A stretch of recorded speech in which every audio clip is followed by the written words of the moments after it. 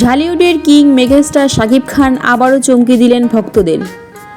নিজের জন্মদিনে তিনি নিয়ে এলেন এক বিশাল সারপ্রাইজ, নতুন সিনেমা রকস্টার এর ফার্স্ট লুক। আর সেই লুক প্রকাশের পর থেকেই সোশ্যাল মিডিয়ায় শুরু হয়েছে তুমুল ঝড়।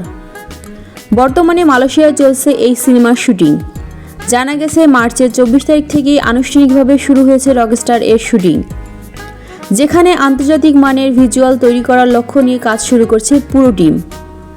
এই সিনেমায় শাকিব খানকে দেখা যাবে একেবারে নতুন রূপে, একজন আধুনিক স্টাইলিশ রকস্টার হিসাবে।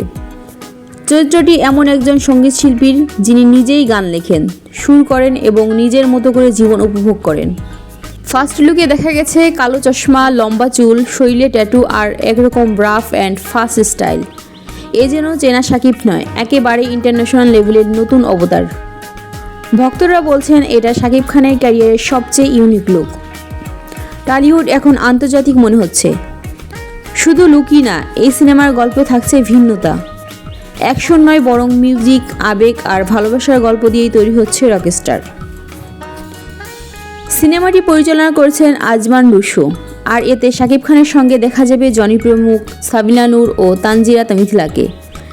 জানা গেছে সিনেমাটি মুক্তি পেতে পারে কোরবানির ঈদে 2026-এ, যা ইতিমধ্যে দর্শকের প্রত্যাশার কেন্দ্রবিন্দু।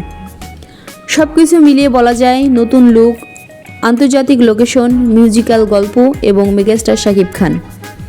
এই রকস্টার হতে যাচ্ছে টলিউডের জন্য এক বড় চমক। এখন শুধু অপেক্ষা, বক্স অফিসে এই সিনেমা কতটা ঝড় তুলতে পারে।